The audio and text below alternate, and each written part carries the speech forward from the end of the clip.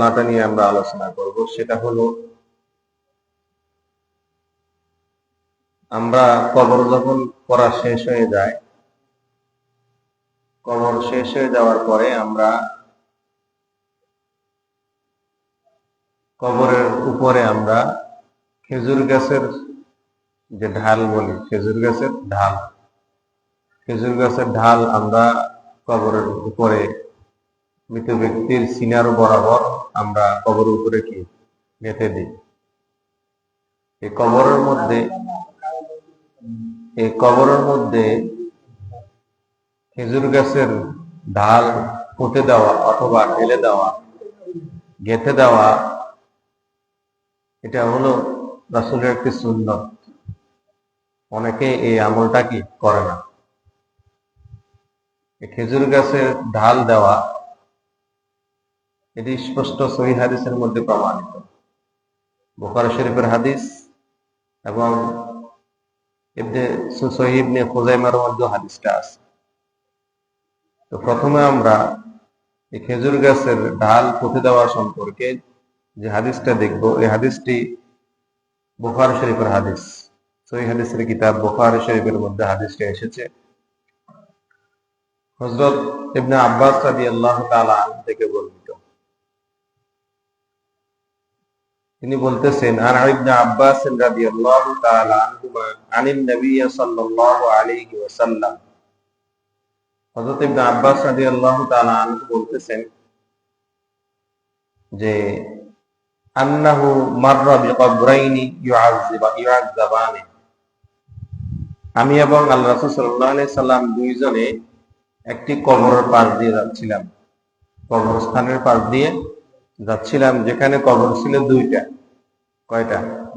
দুইটা। তিনি বলতেছেন আন্নাহু মাররা বিকবরাইনি ইউআযযাবানি, কবরে দুইটা কবর ছিল, আর এই দুইটা কবরের মধ্যে আযাব হইতেছে। কি হইতেছে? আযাব হইতেছে। এটা রাসূল সাল্লাল্লাহু আলাইহি সাল্লাম দেখলেন।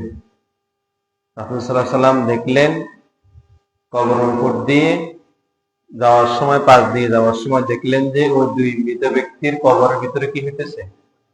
আযাব হচ্ছে।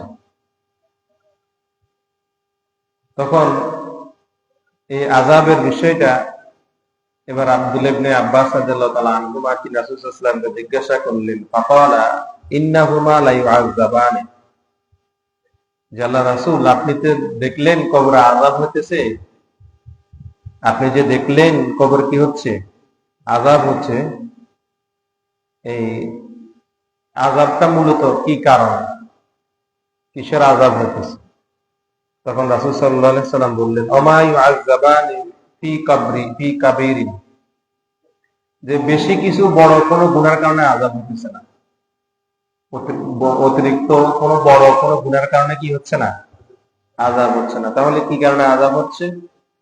তখন এবার রাসূল সাল্লাল্লাহু আলাইহি সাল্লাম বললেন, আম্মা আহাদুহুমা ফাকানা ইয়াস্তাতিরু মিনাল বাউল, যে এই দুইজন ব্যক্তির মধ্যে একজন ব্যক্তির গুনাহ হলো সে যখন প্রস্রাব করত, কি করত? প্রস্রাব করত, তখন সে প্রস্রাব থেকে পবিত্রতা অর্জন করত না। প্রস্রাব থেকে পবিত্রতা অর্জন তো বুঝেন, ব্যক্তি যখন প্রস্রাব করত, প্রস্রাব থেকে সে কি করতো না? পবিত্রতা অর্জন করতো না, ভালো করে সে প্রস্রাব থেকে পবিত্রতা হইত না, যার এই কারণে তার কবরে কি হইতেছে? আযাব হইতেছে। এরপরে দ্বিতীয় ব্যক্তি, ওয়াম্মাল আখারু ফাকানা ইয়ামশি বিন নামিমা, আর দ্বিতীয় ব্যক্তির গুনাহ হলো ওই দ্বিতীয় ব্যক্তি ছিল সগলখোর। কি খোর? সগলখোর মানে কি?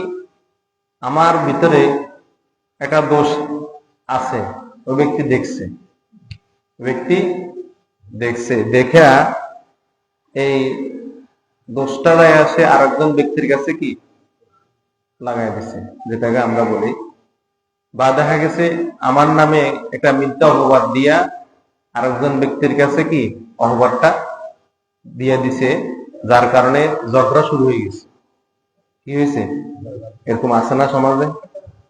আছে না? আছে।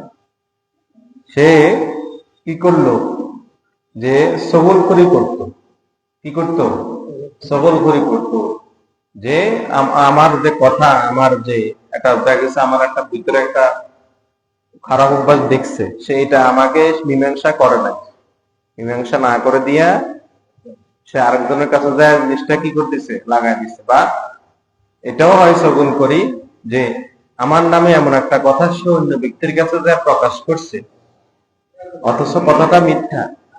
কথাটা কি মিথ্যা, সে প্রকাশ করছে, প্রকাশ করার কারণে ওই ব্যক্তির সাথে আমার সাথে কি হয়ে গেছে, ঝগড়া। কি হয়ে গেছে, ঝগড়া হয়ে গেছে। এটাকে কি বলে, সবল করি বলে। তাহলে একজন ব্যক্তি পেশাব থেকে, প্রসাব থেকে পবিত্রতা অর্জন করতো না, আর আরেকজন ব্যক্তি কি করত, সবল করি করত। সুম্মা আখাযা জারিদাতান রাতবাতান, এরপরে রাসূল সাল্লাল্লাহু আলাইহি সাল্লাম কি করলেন, একটি খেজুরের তাজা গাছ থেকে, খেজুর গাছের গাছ থেকে একটা তাজা ঢাল, খেজুরের একটা ঢাল, কাঁচা তাজা তরু তাজা একটা ঢাল নিলেন। ঢাল নিয়ে তিনি কি করলেন, ফাশাক্কাহা বিনিসফাইনি, এরপর রাসূল সাল্লাল্লাহু আলাইহি সাল্লাম ওই ডালটাকে দুই ভাগ করছে। কয় ভাগ? দুই ভাগ। দুই ভাগ করে এবার রাসূল সাল্লাল্লাহু আলাইহি সাল্লাম ফাশাক্কাহা বিনিসফাইনি, এরপর রাসূল সাল্লাল্লাহু আলাইহি সাল্লাম ওই দুই ভাগটা দুইজনের কবরের উপরে গেঁথে দিছে। দুই ভাগ, একটা ডালকে কয় ভাগ করছে, দুই ভাগ। দুই ভাগ করে দুই ভাগের দুইটা কি করলেন, দুইজনের কবরে গেঁথে দিছেন, কবরের উপরে কি করলেন, গেঁথে দিলেন। এরপর রাসূল সাল্লাল্লাহু আলাইহি সাল্লাম বললেন যে সুম্মা গরাযা ফি কুল্লি কবর ওয়াহিদাতান, এরপর রাসূল সাল্লাল্লাহু আলাইহি সাল্লাম প্রতিটি কবরে একটি করে, প্রতিটি দুইজনের কবরে একটি করে, দুইজনের কবরে দুটোটা খেজুর ডাল কি করলেন, গেঁথে দিলেন। গেঁথে দেওয়ার পরে এবার রাসূল সাল্লাল্লাহু আলাইহি সাল্লাম বললেন, ফাকালু ইয়া রাসূলুল্লাহ সাল্লাল্লাহু আলাইহি সাল্লাম, তখন আব্দুল্লাহ ইবনে আব্বাস রাদিয়াল্লাহু আনহু রাসূল সাল্লাল্লাহু আলাইহি ওয়াসাল্লামকে জিজ্ঞাসা করলেন যে আল্লাহ রাসূল, আপনি যে এই খেজুরের দুইটা ঢাল দুইজনের কবর উপরে গেঁথে দিলেন, কি কারণে দিলেন, এর কারণটা কি, বুঝছেন? তখন রাসূল সাল্লাল্লাহু আলাইহি সাল্লাম বললেন, আব্দুল্লাহ ইবনে আব্বাস জিজ্ঞাসা করলেন, লিমা সানাতা হাযা, কি কারণে আপনি খেজুরের ডালগুলো কি করলেন, কবরে গেঁথে দিলেন? তখন রাসূল সাল্লাল্লাহু আলাইহি সাল্লাম বললেন, ফাকালা লাআল্লাহু আন ইউখাফফাফা আনহুমা মা লাম ইয়াইবাসা। তখন রাসূল সাল্লাল্লাহু আলাইহি সাল্লাম বললেন যে ঢাল দুটি যতক্ষণ না পর্যন্ত তাজা থাকবে, শুকনা না হবে, এই ঢাল দুটি যতক্ষণ না পর্যন্ত কি থাকবে, তাজা থাকবে, শুকনা না হবে, এই তাজা থাকার কারণে আল্লাহ তাআলা ওই ব্যক্তির কবর আযাবকে হালকা করে দেন। বুঝুন না মনে আমার কথা কি বলছি? ঢাল দুইটি যতদিন পর্যন্ত কবরের উপরে কি থাকবে, তাজা থাকবে, ততদিন এই ঢালের কারণে, এই ঢাল কি কারণে, কেন কবরে আযাব হবে? কেননা আল্লাহ তাআলা কোরআনে স্পষ্ট বলে দিয়েছেন, তুসাব্বিহু লাহুস সামাওয়াতুস সাবউ ওয়াল আরদু ওয়া মান ফীহিন্না ওয়া ইন মিন শাইইন ইল্লা ইউসাব্বিহু বিহামদিহি ওয়ালাকিন লা তাফকাহুনা তাসবিহাহুম। আল্লাহ তাআলার পুরো পৃথিবীতে, আসমান এবং জমিনে, তুসাব্বিহু লাহুস সামাওয়াতুস সাবউ ওয়াল আরদু ওয়া মান ফীহিন্না, এই সপ্ত আসমান এবং জমিনের মধ্যে যত সৃষ্টি জগৎ আছে, যত কি আছে, আল্লাহ তাআলার যত কি আছে, সৃষ্টি জগৎ আছে, সকলে আল্লাহ তাআলা তুসাব্বিহু, তাসবিহ পাঠ করে। সুবহানাল্লাহ, কি পাঠ করে? তাসবিহ। তাসবিহ কি পাঠ করে? আল্লাহর প্রশংসা করে। আল্লাহ কি করে? প্রশংসা করে, গুণগান করে। আমি আর আপনি নামাজ না পড়লে কি হবে? আমি আর আপনি কোরআন তেলাওয়াত না করলে কি হবে?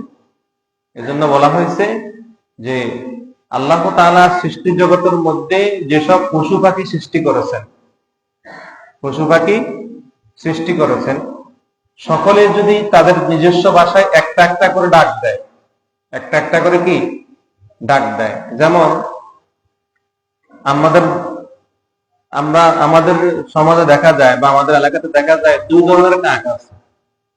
কাক কয় ধরনের? একটা হলো দাঁড় কাক, একটা হলো কি পাতি কাক। কয় কান হলো? দুই কাক। তো এক কাকের আওয়াজ কিন্তু অনেক বড়, অ অ অ, এরকম কাক আছে না, ডাক দেয় না? তার এই অক্ষরটা হলো ক। ক দ্বারা সে কি ডাকে? আলিফের আরবি অক্ষর আপনারা জানেন না? ক কি ডাকে? ক। আর আরেকটা ডাকে কা কা কা, আছে না? সেই যে ডাকতেছে সে কাপ ডাকতেছে, কাপ। আরবি অক্ষর একটা কফ একটা কাপ, দুইটা অক্ষর আছে না? এই যে দুইটা অক্ষরে সে কি ডাকতেছে? একজন ডাকতেছে কফ আর ডাকতেছে কি কাপ। এই যে প্রত্যেক পশু পাখি তার যা স্ব ভাষায় সে একটা একটা করে ডাক দেয়। এই একটা একটা করে ডাকে এক খতম কোরআন শরীফ পড়া হয়ে যায়। বুঝুন না মনে আমার কথা? তো তাহলে আমরা দেখি এনে কিল্লে এসে নাই হেঁটেও বুঝি না, কথা বুঝুন না না বুঝুন হেঁটেও বুঝি না, সুবহানাল্লাহ কর না নাউযুবিল্লাহ কর না, কিছুও কর না। কি সুবহানাল্লাহ করবেন, সুবহানাল্লাহ করেন নাউযুবিল্লাহ কর না, নাকি এটাও করতেন? কোনটা? তো আপনাদের ব্যাগ ঝুট করে ভরেছেন তো রয়েছে পড়ে যাবে। এই যে আমি যে এত সুন্দর আশ্চর্যমূলক একটা কথা বললাম, কবর আযাবের কথা বললাম, একজন মানুষের মুখ থেকে সুবহানাল্লাহ বাইরে, বুঝেন না মনে হয়? আমরা কোশ্চেন যে এতজন মানুষ মসজিদে সুবহানাল্লাহ বলে তো সুন্দর করে আওয়াজ দিয়ে বললে তো আরো পুরো মসজিদে আওয়াজ হওয়ার কথা নাই। এই যে আমরা কি গাফলতির মধ্যে আছি দেখেন। আমরা সুবহানাল্লাহ শব্দটা বলতে আমরা কি কষ্ট হয় আমাদের, মুখ দিয়ে সুবহানাল্লাহ শব্দটা বাইরে হয়। এই যে সুবহানাল্লাহ শব্দটাকে তাসবিহ, কোরআনে তো একটু আগে বললাম তুসাব্বিহু। আপনি সুবহানাল্লাহ না ওগুলো হুজুর তো কইছে যে না বলে কি মানছে তো হে দেখে যুক্তি দিয়ে বলছে। আপনি সুবহানাল্লাহ আলহামদুলিল্লাহ আল্লাহু আকবার না বলে কি হিলাই আপনি কম লাগবে না? এই সুবহানাল্লাহ থেকে আপনার সওয়াব হবে না? তাসবিহতে আপনার সওয়াব হবে না? তাও হাদিসে তো আছে স্পষ্ট, হাদিসে স্পষ্ট রয়ে গেছে সুবহানাল্লাহ আলহামদুলিল্লাহ আল্লাহু আকবার। আশ্চর্যমূলক ঘটনা, এই যে কবরে খেজুর গাছের ঢাল দিয়ে দিলেন নবীজি, কি বললেন? এই খেজুরের ডাল যতদিন পর্যন্ত জীবিত থাকবে ততদিন পর্যন্ত কবর আযাব কি হবে? হালকা হয়ে থাকবে। তো এই কথাটা সুবহানাল্লাহ বলার কথা না? বলছেননি না? বলেন নাই? দুই একজনের সামনে দিয়ে কইছে আপনি বলেন। তাহলে আবার এই যে বললাম যে প্রত্যেক পশু পাখি তার নিজস্ব ডাক দেয়, এক খতম কোরআন শরীফ পড়া হয়ে যায়। তাহলে এই জন্য ওই যে খেজুর গাছের ডাল, অনেকে বলে যে না এটা দেওয়া যাবে না, এটা বেদাত না, এটা তো হাদিস, সহিহ হাদিস, বুখারী শরীফের হাদিস। সহিহ ইবনে খুজাইমার মধ্যে স্পষ্ট হাদিসটা রয়ে গেছে, বুখারীতে আছে, সহিহ ইবনে খুজাইমাতে আছে, তারপর আপনার নাসাই শরীফের মধ্যে আছে, তারপরে সহিহ মুসলিমের মধ্যে আছে, হাদিসটা স্পষ্ট। খেজুর গাছের ঢাল কবরের মধ্যে কি গেঁথে দেওয়া, এটা হলো সহিহ হাদিস। এর দ্বারা কি হবে? ওই ব্যক্তির কবর আযাব কি হবে? হালকা হবে। এটা রাসূল সাল্লাল্লাহু আলাইহি ওয়াসাল্লাম একটা সুন্নাত আমল তিনি করেছেন আমাদের কবর আযাবকে হালকা করে দেওয়ার জন্য। কিন্তু এখন বর্তমানে কিছু কিছু লোকদেরকে দেখা যায় যে অনেকে এটাকে কি বলে, না না না জায়েজ বেদাত ফতোয়া দেয়, না জানি আন্তাজি বলতে, অথচ সহিহ হাদিস স্পষ্ট, সহিহ হাদিসে রয়ে গেছে। এই আমলটা করার চেষ্টা করতে হবে, দরকার আছে না? কথা বল, দরকার আছে না? এই জন্য আমি সবসময় যখন আমি যে কবরে থাকি, আমি থাকা অবস্থায় আপনারা কল করছেন দেখেন না, যে কবরে থাকবো ওখানে খেজুর টাকা দিতে হবে, দেওয়া হলো কি মজা সব ঠিক আছে না? এটা দিবেন, আমার উপস্থিতি হোক না হোক, এটা তো একটা আমল, এটা একটা কি রাসূলের একটা আমল না? রাসূল আমাদেরকে শিখিয়ে দিচ্ছেন না? এর কারণে কবর আযাব কি হবে? তো কবর আযাব হালকা হওয়া দরকার আছে না? এই আমলটা করার জন্য যদি কবর আযাব হালকা হয়, এটা মৃত ব্যক্তির জন্য উপকার, মৃত ব্যক্তির জন্য উপকার না? অবশ্যই উপকার। এই জন্য চেষ্টা করবেন এই যে কবরের মধ্যে কি দেওয়া, খেজুর গাছের ঢাল দেওয়া চেষ্টা করবেন। কথা বুঝছেন? এখন এটা দেওয়ার দরকার, এটা একটা আমল। তাহলে ইনশাআল্লাহ সামনের দিকে যে আমরা যে খেজুর গাছের ঢালের যে বিষয়টা বললাম, এটা চেষ্টা করবো তো ইনশাআল্লাহ। চেষ্টা করবেন যেখানে কবর হয়, আত্মীয় স্বজন, বাবা মা, কবর হতে খেজুর গাছের ডাল না পারলেও অন্তত যে কোনো একটা গাছ গাড়ি দিবেন। যে কোনো একটা গাছ বা মাথার শিওরে, ওই যে গত জুমায় যে আলোচনা করলাম, পাথর চিহ্নিত রাখার জন্য কি পাথর, পাথর যদি না পান একটা গাছের চারা একটা আইনা মাথা বরাবর কি দেন না, মাথা বরাবর পুঁতে দেন না, রুই দেন না। এটা দিলে এটা এই গাছটা জীবিত হয়ে থাকবে, এই গাছটা জিকির করবে, এই গাছটা কি করবে, আল্লাহ তাসবিহ পাঠ করবে। এই জীবিত থাকা তাসবিহ পাঠ করতে করতে করতে এই উসিলে আল্লাহ ওই ব্যক্তির কবর আযাব কি করে দিবে, মাফ করে দিবে। আপনি যদি পাথর না পান তারপর তো চিহ্নিত দিতে হবে। এখন চিহ্নিত দেওয়ার জন্য কি একটা গাছ দিয়ে দিলেন, একটা সুপারি গাছ বা একটা মেহগনি গাছ, যে কোনো প্রকার একটা গাছ দিয়ে দিলেন, যে না এই গাছটা এখানে দিছি, এটা আমার বাবার কবর, এই গাছের কারণে চিহ্ন, গাছের কারণে তো চিহ্ন হয় না? সুপারি গাছ বা যে কোনো একটা ফল গাছ, যে কোনো একটা কিছু দিয়ে দিলেন, তাহলে এই গাছটার কারণে কি হলো, একবার ওই যে খেজুর ডালের হাদিস অনুযায়ী রাসূলের খেজুর ডাল দিতে পারলেন না, আপনার সুযোগ হয় নাই, গাছ দিয়ে দিলেন, হাদিস অনুযায়ী আমলটা করা হলো, আবার এর উসিলায় আপনার কবর আযাব, মৃত ব্যক্তির কবর আযাব কি হলো, হালকা হলো। কথা বুঝছেন? এখন চেষ্টা করবেন ইনশাআল্লাহ। এবার আসেন